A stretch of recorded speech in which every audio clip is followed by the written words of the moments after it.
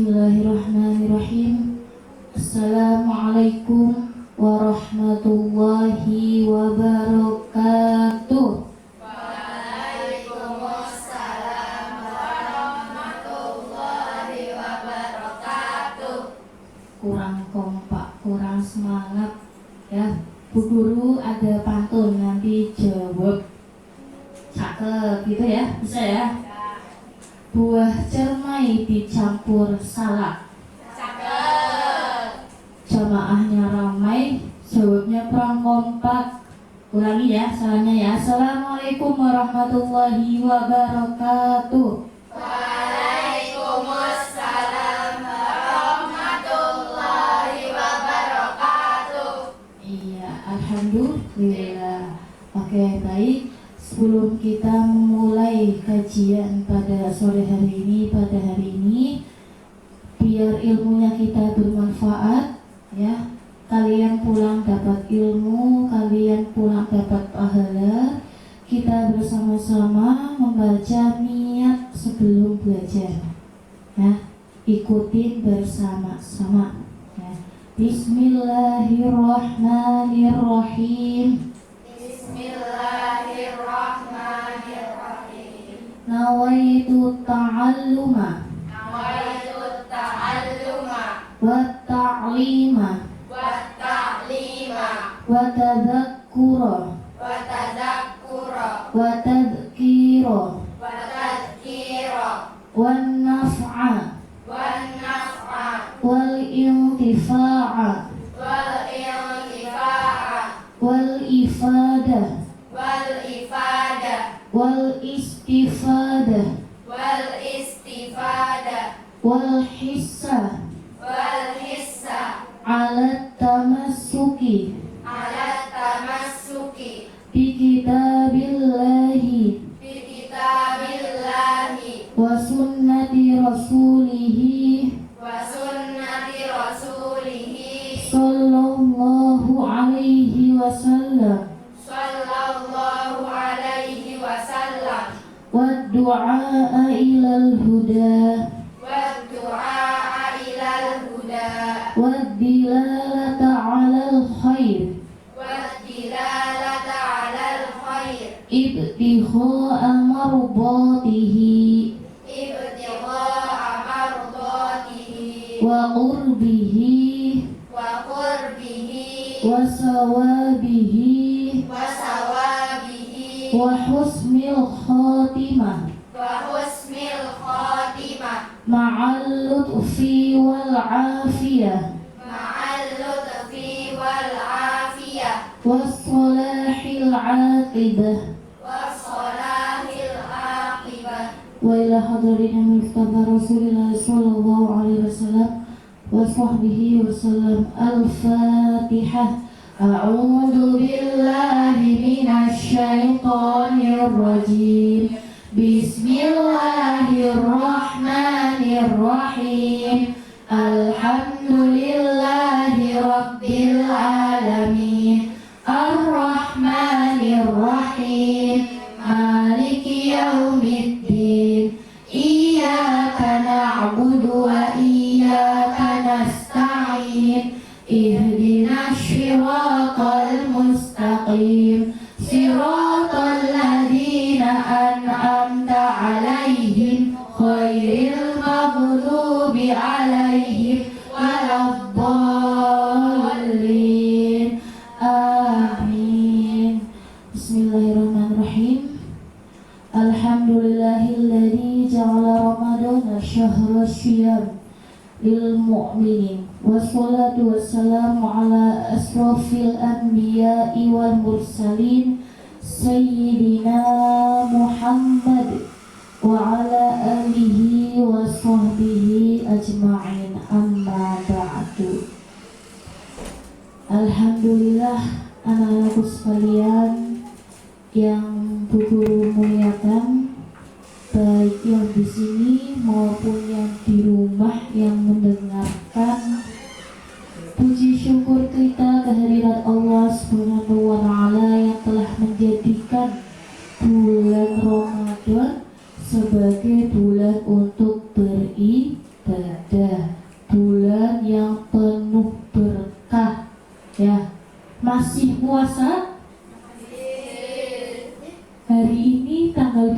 puasanya? Hari ke-12. Masih ada yang puasa, ada yang bolong sudah?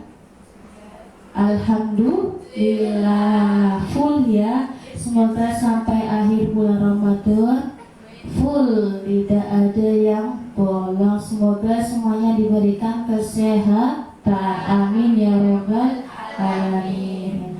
Sholawat dan iring salam semoga senantiasa tercurahkan kepada Nabi Muhammad Sallallahu Alaihi Wasallam, kepada keluarganya dan sahabatnya. Semoga kita yang hadir di majelis ini, di tempat yang mulia ini, mendapatkan syafaatnya Nabi Muhammad Sallallahu Alaihi Wasallam, di mana di akhirat nanti, amin ya robbal alamin. Oke, siang-siang ya, panas ya, haus, lapar ya, biar kita semangat, kita baca sholawat dulu ya, biar puasanya gak cuma nahan haus lapar, tapi bisa dapat pahala. Bu guru punya sholawat ya, kita sholawat bareng-bareng ya. Allahumma sholli wa sallim ala sayyidina wa maulana Muhammadin adada ma fi ilmillahi sholatan daimatan bidawamil mulkillahi. Iwak bandeng tukunan Tegal kota, percuma ganteng tapi ora puasa. Iwak hiu tuku Tegal Sari, percuma ayu tapi ora puasa. Allahumma sholli wa sallim ala sayyidina wa maulana Muhammadin adada ma fi ilmillahi sholatan daimatan bidawamil mulkillahi. Sallu ala Nabi Muhammad. Ya, baik, untuk pertemuan hari ini ya, kita akan belajar bersama ya. Bu guru juga belajar, kalian juga belajar ya. Apa sih yang kita akan pelajari pada hari ini?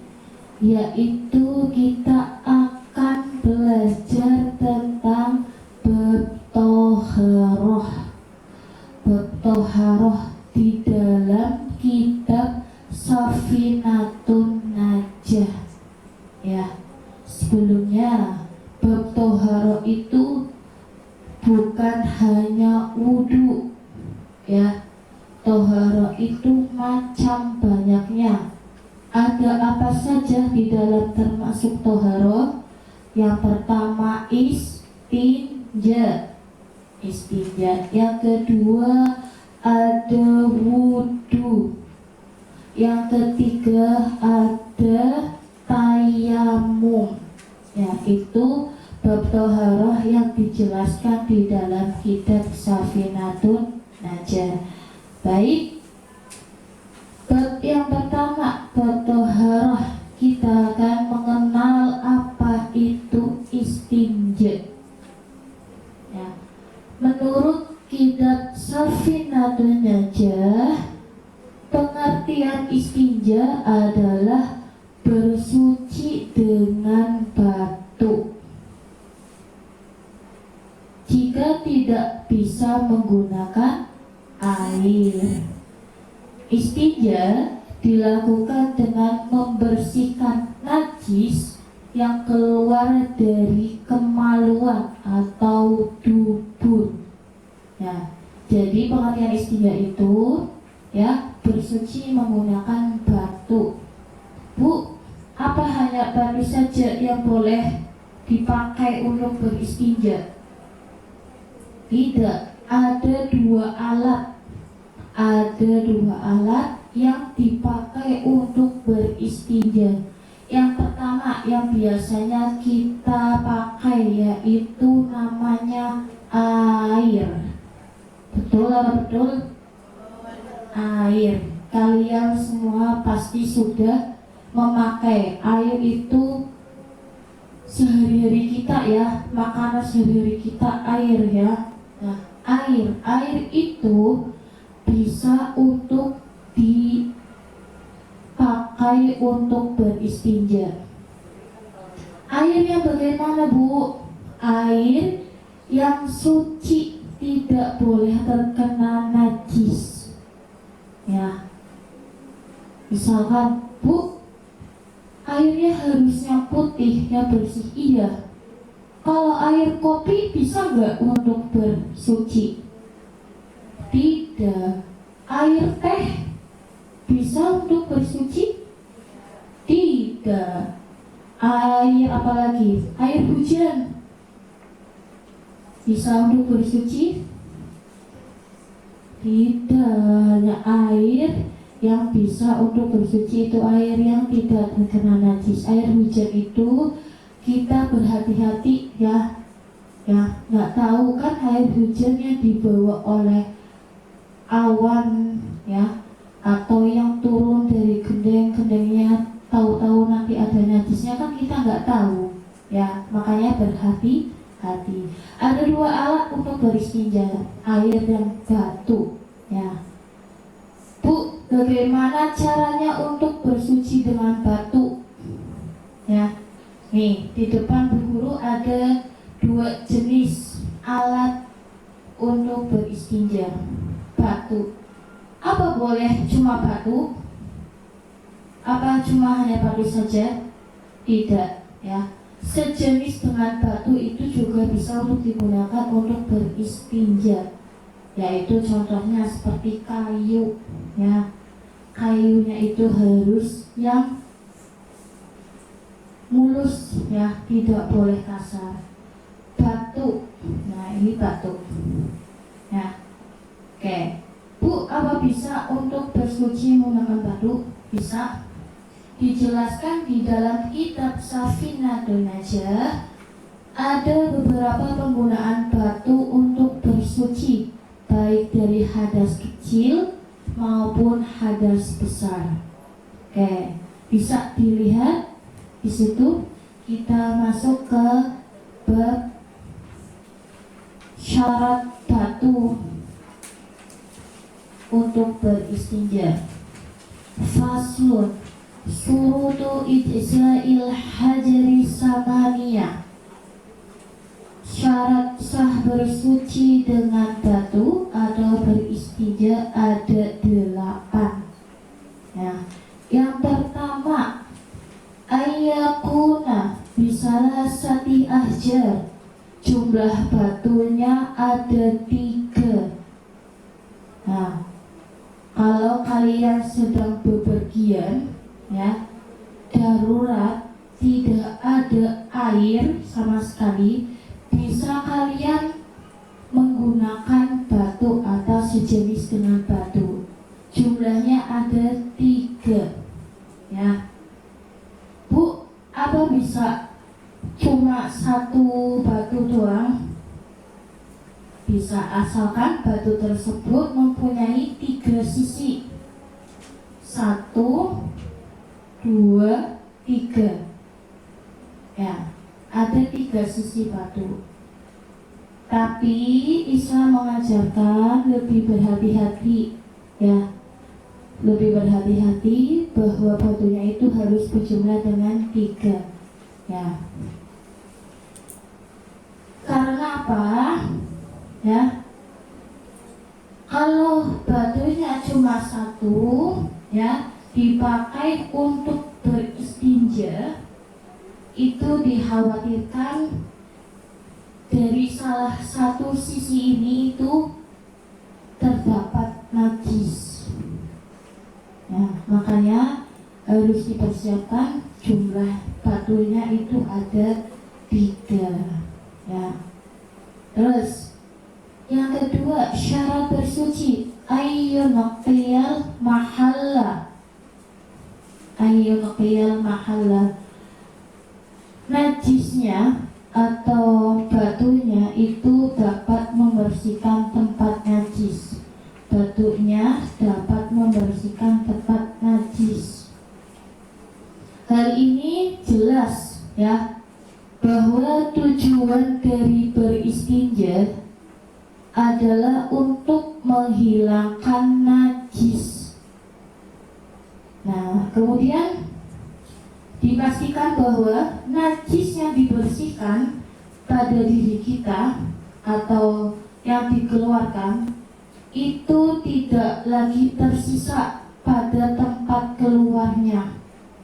Dipastikan, ya, ketika beristinja kalian, ya, sebelum memakai batunya, ya, itu dipersiapkan atau dilihat apakah sudah selesai najis yang dikeluarkan atau belum.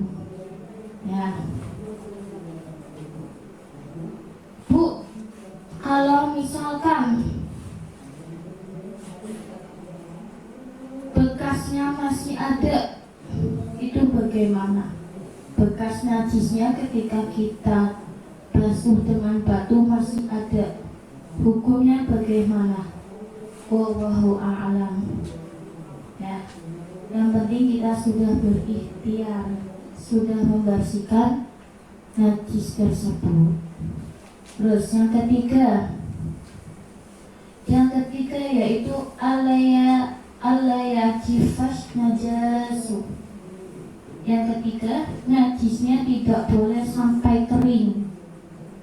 Najisnya tidak boleh sampai kering. Artinya ketika kalian mau beristinja menggunakan batu, ya, najisnya itu tidak boleh sampai kering. Contoh, lagi bepergian di jalan tol, tidak ada air, kalian cuma lihat ada batu, ya, ada batu, tapi sudah kebelet, ya, mau buang air kecil, contoh, sudah kebelet, belum mengambil batu itu. Nah, kalian keluarkan hadas itu dulu, keluarkan najis itu dulu, baru nyari batu. Tiba-tiba setelah sudah cari batu, ya, najis yang kalian tadi keluarkan itu ternyata sudah kering. Itu tidak boleh, ya, harus dalam kondisi basah. Artinya apa? Ketika sebelum kalian beristinja harus disiapkan bendanya tersebut, harus disiapkan batunya tersebut. Nah, itu, ya.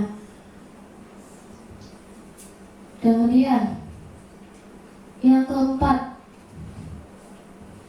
Allah yang taqilla, najisnya belum pindah dari tempat asalnya. Artinya apa? Belum pindah. Nah, misalkan buang air kecil, buang air besar. Di dalam kitab Syafinatun Najah dijelaskan najisnya tidak boleh berpindah.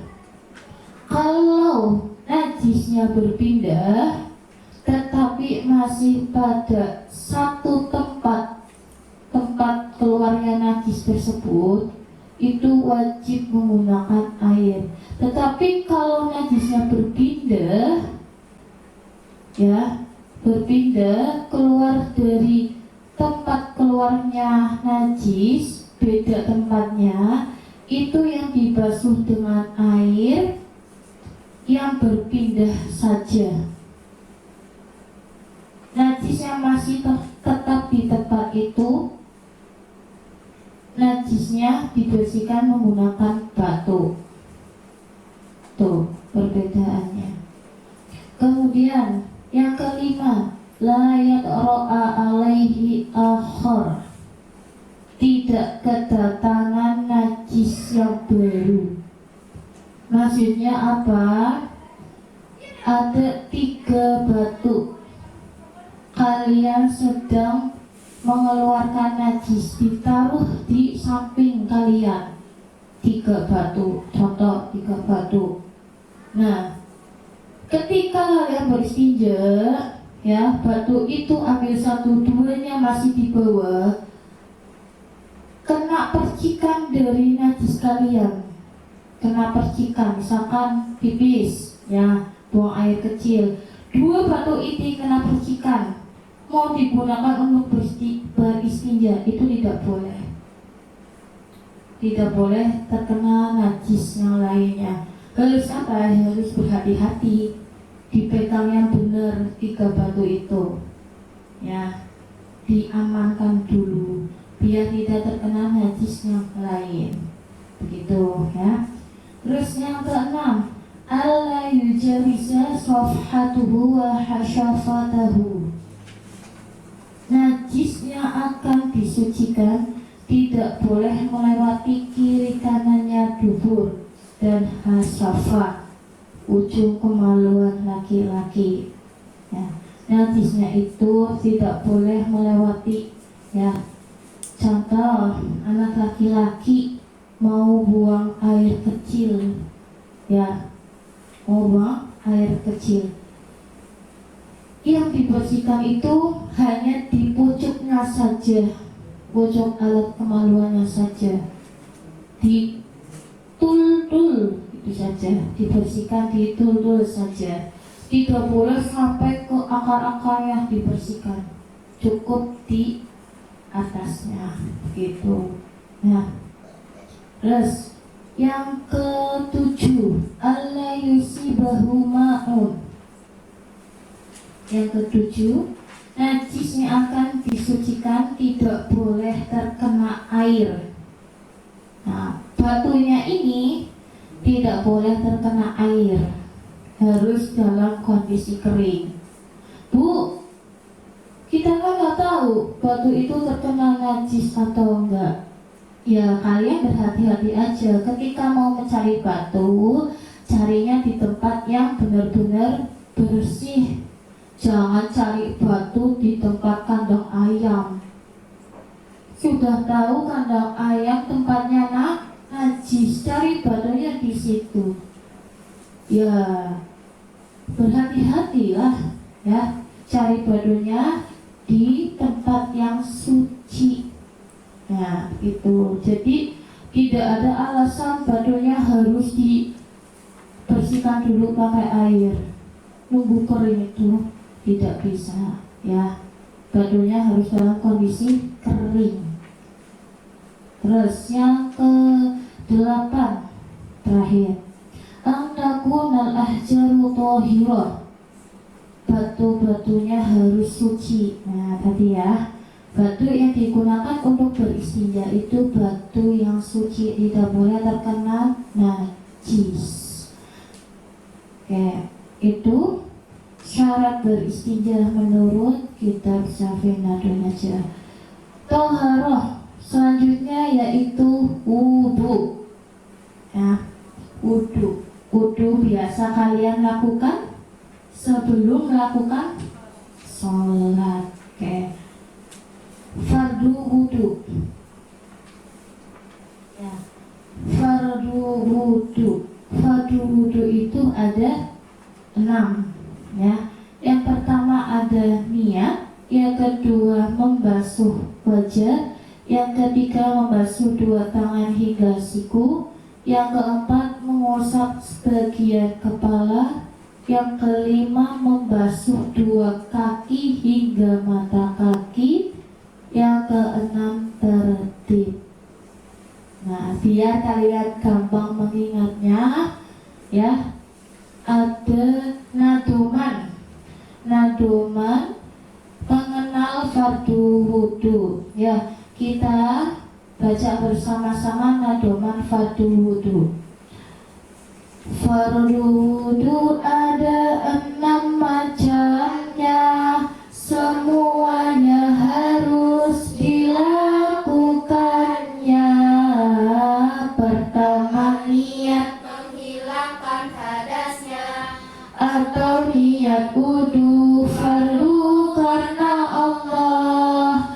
Yang kedua, kita membasuh muka. Yang ketiga, membasuh tangan. Dua, jangan lupa sampai pada sikutnya, karena itu masuk pada syarat sahnya.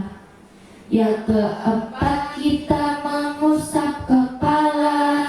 Yang kelima, membasuh kaki dua. Jangan lupa sampai mata kakinya agar wudhu kita menjadi sempurna.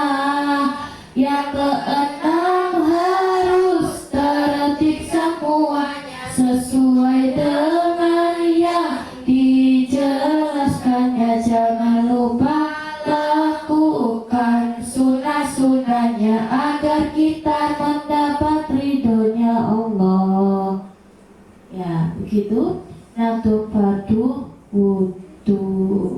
Oke, yang pertama niat. Ya, niat. Kapan sih melakukan niat? Ketika berwudu. Melafazkan niat itu ketika membasuh bagian pertama dari wajah, bukan awal kalian membasuh tangan, tapi membaca niat itu ketika membasuh bagian pertama wajah. Ya. Yang kedua yaitu membasuh wajah. Yang ketiga, membasuh dua tangan hingga siku. Nah, tadi yang kedua membasuh wajah. Itu membasuh wajah ya dari atas dulu seperti ini. Dari atas ambil air, atas ke bawah, terus ambil air, atas ke bawah. Bu, wudu itu apa harus 3 kali? Wudu itu dijelaskan di dalam kitab itu tidak 3 kali, melainkan 1 kali. Kenapa sih rata-rata orang 3 kali? Karena berikhtiar, hati-hati, ya, hati-hati. Kalau misalkan cuma 1 kali dikhawatirkan itu wudunya tidak sempurna, maka orang Islam melakukan wudu itu sebanyak 3 kali untuk menyempurnakan wudu, menyempurnakan bagian-bagian wudu yang belum sempurna. Yang ketiga, membasuh 2 tangan hingga siku.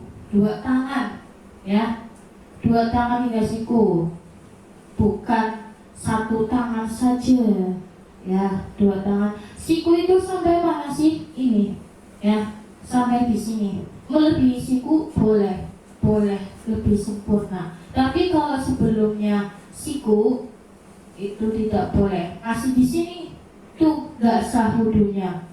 Harus melewati siku.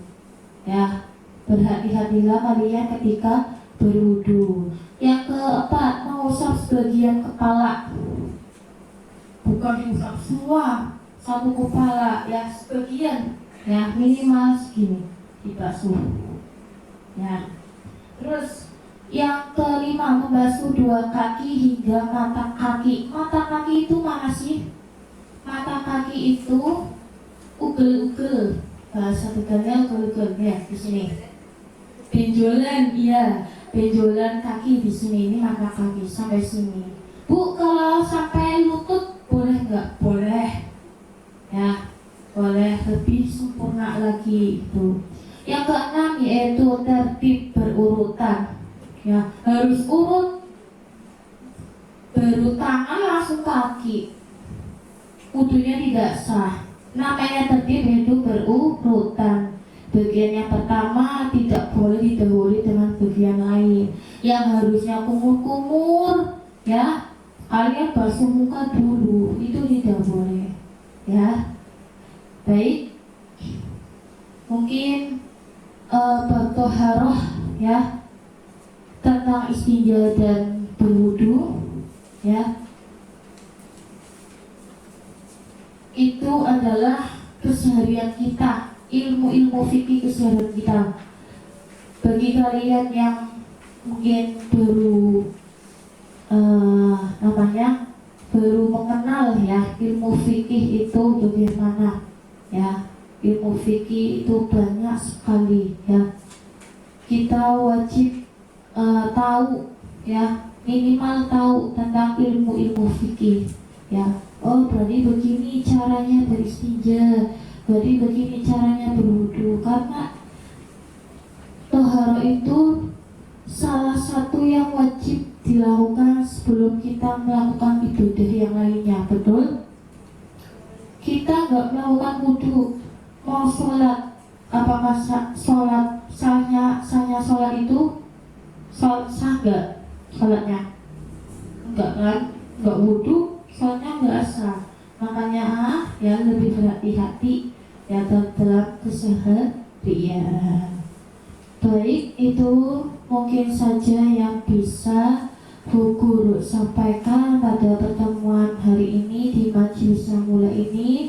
Semoga anak-anak diberikan ilmu yang bermanfaat ya, diberikan kesehatan selalu selama bulan Ramadan. Yang di rumah juga semoga baik yang mendengarkan ya, mudah-mudahan yang tadinya belum dapat ilmu seperti ini, mudah-mudahan ilmunya bisa bertambah ya. Yang baru ilmunya mendapatkan setengah ya, tiba-tiba punya tambahan ilmu lagi mendengarkan kajian ini. Alhamdulillah, semoga bisa dapat manfaat dalam kehidupan sehari-harinya. Kurang lebihnya Bu Guru minta maaf yang sebanyak-banyaknya ya.